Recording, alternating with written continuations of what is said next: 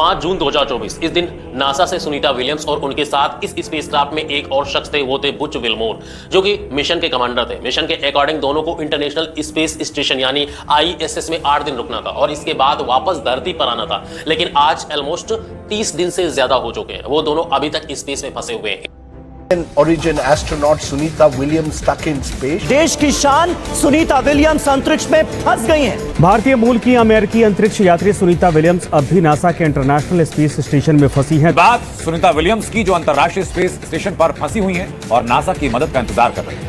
Information के according spacecraft में कुछ टेक्निकल प्रॉब्लम आ गई और लगातार हीलियम गैस का लीकेज हो रहा है। हालांकि असल इशू क्या है अभी तक पता नहीं चल पाया है, अभी तक कुछ नहीं कहा जा सकता, लेकिन रिपोर्ट्स के अकॉर्डिंग वापसी में स्पेसक्राफ्ट में आग लगने की आशंका है। इस इंसिडेंट ने उस हादसे को ताजा कर दिया जो 1 फरवरी 2003 को कल्पना चावला के साथ हुआ था। ऐसे में डर है कि कहीं भारत अपनी एक और बेटी ना गंवा दे। वहीं सवाल यह भी उठता है कि नासा ने किस पर्पज से सुनीता विलियम्स को स्पेस में भेजा था, उनके स्पेसक्राफ्ट में क्या दिक्कतें आई, इसमें नासा की क्या लापरवाही रही है, और सबसे बड़ा सवाल यह है कि सुनीता को कैसे बचाया जा सकेगा। क्या क्या है नासा का प्लान और वापसी के कितने चांसेस हैं, जानेंगे आज इस वीडियो में। सबसे पहले हम डिस्कस करेंगे कि असल दिक्कत क्या थी और किसकी गलती थी। दरअसल अमेरिकी एयरक्राफ्ट कंपनी बोइंग और नासा ने एक ज्वाइंट मिशन प्लान किया, नाम रखा क्रू फ्लाइट टेस्ट मिशन। इसी टेस्ट मिशन के तहत सुनीता विलियम्स स्पेसक्राफ्ट यानी स्टार लाइनर कैप्सूल को उड़ाकर स्पेस स्टेशन तक ले गई। उसकी पहली मैन ट्रायल फ्लाइट थी, यानी इंसान पहली बार इस कैप्सूल में बैठकर स्पेस में जा रहा था। यह Starliner crew flight test spacecraft था। इस स्टार लाइनर स्पेसक्राफ्ट को Boeing Defense Space and Security company ने बनाया था। इसे बनाने का मकसद था कि स्पेस स्टेशन तक एस्ट्रोनॉट्स को पहुंचाया जा सके। नासा ने कमर्शियल क्रू प्रोग्राम के तहत बोइंग को यह स्पेसक्राफ्ट बनाने को कहा था, जिसकी फंडिंग भी नासा ने ही की थी। इस स्पेसक्राफ्ट का मॉडल पहली बार 2010 में पेश किया गया था। वहीं इसकी पहली ऑर्बिटल फ्लाइट टेस्ट 30 दिसंबर 2019 को हुई, लेकिन इस उड़ान में कोई इंसान नहीं था। तब भी 2 सॉफ्टवेयर की गड़बड़ी की वजह से यह दूसरे ऑर्बिट में पहुंच गया था। इसके बाद स्पेस स्टेशन से डकिंग नहीं हो सकी, तो 2 दिन बाद न्यू मैक्सिको के व्हाइट सैंड मिसाइल रेंज में यह वापस लैंड हुआ। इसके बाद सेकंड अनमैन्ड फ्लाइट 6 अप्रैल 2020 को हुई। मकसद वही था, स्पेस स्टेशन तक जाना, डकिंग करनी और उसके बाद इसे वापस आना, लेकिन लॉन्चिंग थोड़ी टालनी पड़ी। फिर अगस्त 2021 में लॉन्चिंग करने की तैयारी हुई, लेकिन फिर स्पेसक्राफ्ट को 13 प्रॉब्लम्स वाल में कुछ कमियां पाई गई। इसके बाद बोइंग ने पूरे स्पेसक्राफ्ट को फिर से बनाया। मई 2022 में ट्रायल उड़ान की तैयारी की गई। 19 मई 2022 को स्टार लाइनर ने फिर से उड़ान भरी। इस बार उसमें 2 डमी एस्ट्रोनॉट्स बिठाए गए, यानी इंसानों जैसे दिखने वाले इन एनिमेटेड मॉडल, लेकिन orbital monitoring and attitude control system thrusters fail हो गए। किसी तरह से 22 मई 2022 को स्टार लाइनर को स्पेस स्टेशन से जोड़ा गया और स्टार लाइनर वापस लाया गया। तब रिसेंटली उस समय स्पेसक्राफ्ट से नेविगेशन सिस्टम खराब हो गया था, साथ ही GPS सैटेलाइट से कनेक्शन टूट गया था, जिससे कम्युनिकेशन गड़बड़ा गया था। लेकिन बोइंग ने कहा ये नॉर्मल है। इन दिक्कतों के बाद भी मैन फ्लाइट प्लान की गई, जो स्पेसक्राफ्ट में आई। अलग अलग काफी इंतजार के बाद कंपनी ने कहा कि स्पेसक्राफ्ट की सारी दिक्कतें खत्म हो गई हैं, इसलिए क्राफ्ट 6 जुलाई 2024 को उड़ान भरेगा। लेकिन लॉन्च से ठीक 2 घंटे पहले उल्टी गिनती रोक दी गई थी। अब फिर आई 5 जून 2024 की तारीख, जब स्पेसक्राफ्ट लॉन्च करने की कोशिश की गई, लेकिन ऐन वक्त पर इसके कंप्यूटर में कुछ खराबी आ गई और पहली कोशिश बेकार हो गई। लेकिन दूसरी कोशिश में इसे लॉन्च कर दिया गया, जिसमें बैठकर सुनीता विलियम्स और बैरी बिच विल्मोर अंतरिक्ष के लिए रवाना हुए, जहां से इन्हें 8 दिन बाद यानी 13 जून को वापस आना था। लेकिन अब तक स्पेस स्टेशन पर ही वो फंसे हुए हैं। समस्या इस कैप्सूल में ही है। इस कैप्सूल में 1 या 2 नहीं बल्कि कई तरह के इश्यूज हैं। सबसे बड़ी समस्या है कैप्सूल में 5 जगह से हीलियम गैस लीक होना। लॉन्चिंग के बाद से अब तक स्पेसक्राफ्ट के कैप्सूल में 5 जगह से हीलियम लीक हो चुकी है। हीलियम क्राफ्ट के जो प्रोपल्सन सिस्टम को प्रेशर देता है, जिससे स्ट्रक्चर स्ट्रांग बना रहता है और रॉकेट टू फ्लाइट में मदद मिलती है। लेकिन अब Starliner program manager Mark Nappi का कहना है कि हीलियम सिस्टम को जिस तरह से डिजाइन किया गया था वो वैसा परफॉर्म नहीं कर रहा है। इसके अलावा 5 बार थ्रस्टर फेलियर हुआ है। बता दें कि स्पेसक्राफ्ट में एक थ्रस्टर होता है, इसकी मदद से ही जो स्पेसक्राफ्ट अपना रास्ता और स्पीड बदलता है। फिलहाल 5 थ्रस्टर्स काम करना बंद कर चुके हैं। लॉन्च से पहले ही स्पेसक्राफ्ट के सर्विस मॉड्यूल थ्रस्टर में एक छोटा सा हीलियम लीक था, हालांकि नासा के अकॉर्डिंग तब इसे ठीक कर लिया गया था। खैर जो भी है, लेकिन फिलहाल दोनों के दोनों फेल होने की वजह से क्राफ्ट का जो रिएक्शन कंट्रोल सिस्टम खराब हो गया है, यानी अब धरती पर आते समय सुनीता या बैरी क्राफ्ट को कंट्रोल नहीं कर पाएंगे। अगर एटमॉस्फेयर में आने से पहले ऐसा हुआ तो स्पेस में ही खो जाएंगे। वहीं अगर एटमॉस्फेयर में आने के बाद ऐसा हुआ तो वो अनकंट्रोल होकर नीचे गिरेंगे, जिससे उनकी जान जान भी जा सकती है। इसके अलावा एक प्रॉब्लम वाल्व पूरी तरह से बंद नहीं किया जा सका। इसके चलते स्पेस में मौजूद क्रू और अमेरिका के हॉस्टल में बैठे मिशन के मैनेजर मिलकर भी इसे ठीक नहीं कर पा रहे हैं। टेलीग्राफिक एक रिपोर्ट के अनुसार स्पेसक्राफ्ट में ऑक्सीडो कंट्रोल करने वाले एक बल्ब में गड़बड़ी आ गई। ऑक्सीडो एक ऐसा केमिकल है जो रॉकेट के फ्यूल को जलाने के लिए जरूरी होता है। ऑक्सीडर्म से जब रॉकेट का फ्यूल जलता है तभी रॉकेट अपना रास्ता बदल पाता है, क्योंकि इस दौरान बहुत ज्यादा अमाउंट में एनर्जी की जरूरत पड़ती है। रिपोर्ट के मुताबिक लॉन्च से पहले ही वाल्व में भिनभिनाने की आवाजें आनी शुरू हो गई थी। यहां लापरवाही हुई कि मिशन में शुरू होने से पहले ही नासा और बोइंग दोनों इन सारी प्रॉब्लम्स के बारे में पता चल गया था उनको। इसके अलावा जैसा हमने शुरुआत में बताया कि बोइंग की सारी टेस्टिंग फेल रही, बावजूद इसके नासा ने जानबूझकर ना जाने क्यों टेस्टिंग के लिए सुनीता और बैरी की जान को जोखिम में डाला। सुनीता और विल्मोर को 13 जून को स्पेसक्राफ्ट को अनडॉक करना था, जिसका मतलब यह है कि इन्हें स्पेस स्टेशन से धरती की तरफ वापस आना था, लेकिन ऐसा नहीं हो सका। इसके बाद 19 जून को इंफॉर्मेशन मिली कि स्पेसक्राफ्ट 26 जून को अनडॉक करेगा, लेकिन फिर भी ऐसा नहीं हो सका। अब कहा जा रहा है कि जुलाई में फिर से एस्ट्रोनॉट्स अनडॉकिंग की कोशिश करेंगे। यह प्रॉब्लम यह भी है कि बोइंग का स्टारलाइनर स्पेसक्राफ्ट सिर्फ 45 दिन तक ही स्पेस स्टेशन में रुक सकता है। स्पेसक्राफ्ट करीब 30 से 35 दिन से ज्यादा हो गए हैं स्पेस में और अब सिर्फ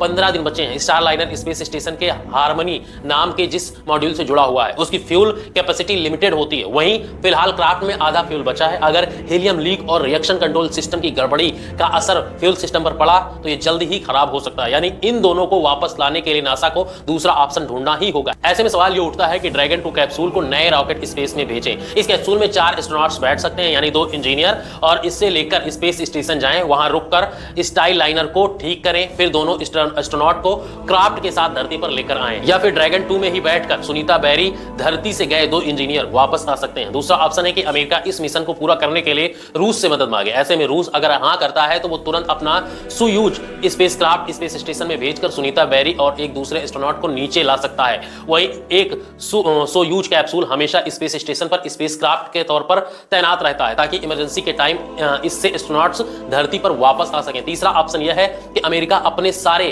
गिले शिकवे दूर करके चीन से मदद मांगे। चीन अपने शेंज हो स्पेसक्राफ्ट को इंटरनेशनल स्पेस स्टेशन भेजे, वहां से इन दोनों को लेकर वापस धरती पर आए। चौथा ऑप्शन यह है स्टारलाइनर का एक्सपेंडेबल प्रॉब्लम सिस्टम, यानी इस क्राफ्ट में सर्विस मॉड्यूल। अगर इस कैप्सूल के जरिए दोनों एस्ट्रोनॉट्स को धरती पर लाना है तो यह सर्विस मॉड्यूल ही स्टारलाइनर को स्पेस स्टेशन से अलग करेगा, फिर उसे एक खास पोजीशन पर लाकर सीधे धरती की ओर भेज देगा। कैप्सूल धरती के एटमॉस्फेयर को पार करके जमीन पर पैराशूट के जरिए गिरेगा, जिससे एस्ट्रोनॉट सेफली धरती पर आ सकेंगे। पांचवा ऑप्शन यह है कि नासा यूरोपियन स्पेस एजेंसी और इंग्लैंड की मदद ले, लेकिन अभी वो दोनों इस स्थिति में नहीं है कि वो कोई मदद कर पाए। अगर करते भी हैं तो उन्हें सुनीता और बैरी को वापस लाने के लिए 1 महीने का समय तो चाहिए होगा, क्योंकि यूक्रेन और रूस के युद्ध की वजह से यूरोपीय देशों की हालत अभी थोड़ी खराब चल रही है, उनका ज्यादा ध्यान उस तरफ है। अगर स्टारलाइनर कैप्सूल की दिक्कतों को ठीक नहीं किया जाता है तो दोनों एस्ट्रोनॉट वापस आने के लिए इन ऑप्शन में से किसी एक को चूज करते हैं। इसके बाद स्पेस स्टेशन से कैप्सूल को अनडॉक कर दिया जाएगा या उसे स्पेस में ही छोड़ दिया जाएगा, ताकि वो कुछ साल बाद धरती पर वापस आ सके, या फिर धरती से इंजीनियर भेजकर उसे ठीक किया जा सके। हॉस्टल में दोनों ही इंस्टीट्यूशंस के इंजीनियर सिमुलेशन को रन कर रहे हैं ताकि कैप्सूल को ठीक किया जा सके, सॉफ्टवेयर को अपग्रेड किया जा सके। साथ ये भी ऑप्शन देखा जा रहा है कि स्पेस स्टेशन पर ही हार्डवेयर बदलने से प्रॉब्लम सॉल्व हो सकती है या नहीं। जैसे ही नासा का ग्रीन सिग्नल मिलेगा, स्टारलाइनर के थ्रस्टर्स को ऑन किया जाएगा ताकि यह कैप्सूल स्पेस स्टेशन से अलग हो सके। स्पेस ट्रैवल हमेशा से ही खतरों से भरा रहा है दोस्तों, लेकिन इस मिशन ने तो बोइंग के लिए मुसीबत ही खड़ी कर दी। ऐसे में सवाल उठता है कि क्या स्पेस स्टेशन में रहने से एस्ट्रोनॉट्स को खतरा है? अगर यह कहा जाए कि सुनीता और बैरी खतरे में हैं तो यह गलत है। स्पेस स्टेशन एक बार में 8 स्पेसक्राफ्ट को डक कर सकता है, यानी यहां पर किसी भी समय नासा स्पेसक्राफ्ट अटैच करने की पॉसिबिलिटी रहती है। 365 फीट लंबे स्पेस स्टेशन में सफिशिएंट स्पेस है जहां पर सुनीता विलियम्स आराम से और सेफ रह सकती हैं। इसके अलावा स्पेस स्टेशन पर सभी जरूरत की चीजें इतनी अमाउंट में मौजूद हैं कि इन्हें कई महीनों तक चलाया जा सकता है। सुनीता और बैरी सिर्फ 2 हफ्तों से वहां पर हैं, जबकि हमारे जो एस्ट्रोनॉट पेगी टसन ने स्पेस स्टेशन पर 665 दिन बिताए थे। अगर स्पेस क्राफ्ट में कोई दिक्कत होती तो उसे किसी भी समय धरती पर वापस भेजा जा सकता था। जो देरी हो रही है वो टेनिस की वजह से हो रही है। नासा का कहना है कि स्टारलाइनर से हीलियम लीक होना बड़ी बात नहीं है, इसमें गलती सीलिंग की है। वहीं बोइंग का कहना है कि वो पता लगा रहे हैं कि यह लीक कैसे और क्यों हो रहा है या हुआ है। जब स्पेसक्राफ्ट स्टेशन से जोड़ा जा रहा है तभी इसमें से 5 थ्रस्टर्स ने काम करना बंद कर दिया था। उस वक्त इन्हें फिर से स्टार्ट करना पड़ा था। इन दिक्कतों से परेशानी नहीं है। स्टारलाइनर का प्रोपोर्शनल सिस्टम खराब होने के बावजूद ये कैप्सूल एस्ट्रोनॉट्स को धरती पर ला सकता है। जरूरत पड़ी तो यह कैप्सूल इसके पोर्ट की तरह काम कर सकता है, लेकिन यह कदम इमरजेंसी में उठाया जाएगा। एस्ट्रोनॉट्स को घर लाने की कोई जल्दी नहीं है, इसलिए हम आराम से जांच पड़ताल कर रहे हैं। वहीं नासा का दावा है कि सुनीता और बैरी स्पेस स्टेशन पर फंसे नहीं है। दोनों में इतनी काबिलियत है कि वो जो चाहें जब चाहें स्पेस स्टेशन से धरती पर वापस आ सकते हैं। उन्हें वहां इसलिए रोका गया है ताकि स्टार लाइनर के ऑपरेशन सिस्टम डेटा की स्टडी की जा सके, ताकि वो सेफली वापस आ सकें। नासा को इसलिए रोका गया था क्योंकि इंटरनेशनल स्पेस स्टेशन पर स्टाफ कम था, साथ ही स्पेस स्टेशन में कई जगह पर मेंटेनेंस का काम चल रहा है। खैर, नासा और बोइंग के इंजीनियर्स इन प्रॉब्लम्स को दूर करने की कोशिश कर रहे हैं, लेकिन सुनीता और बैरी को स्पेस स्टेशन पहुंचे हुए 4 हफ्ते से ज्यादा हो गए, अभी तक वापस आने का कोई रास्ता नहीं दिख रहा है। देखने वाली बात तो यह होगी कि नासा एस्ट्रोनॉट्स को वापस लाने के लिए कौन सी टेक्निक का यूज करेगा। वहीं सवाल यह भी है कि क्या सुनीता विलियम्स सेफली वापस घर आ पाएंगे? आपको क्या लगता है कमेंट में जरूर बताएं, और वीडियो अच्छा लगा तो वीडियो को लाइक करके शेयर जरूर कर दें। और ये एक बड़ा सेफली मोमेंट है, और ये एक ऐसा मोमेंट है जिसमें हमें भी डर है और पूरे देशवासियों को डर है, क्योंकि ऐसा ही 2003 में कल्पना चावला के साथ भी हुआ है। फिलहाल अभी तो बताया जा रहा है कि सुनीता विलियम्स सेफ हैं। फिलहाल आप लोगों को क्या लगता है कमेंट में अपनी राय जरूर देते रहिए।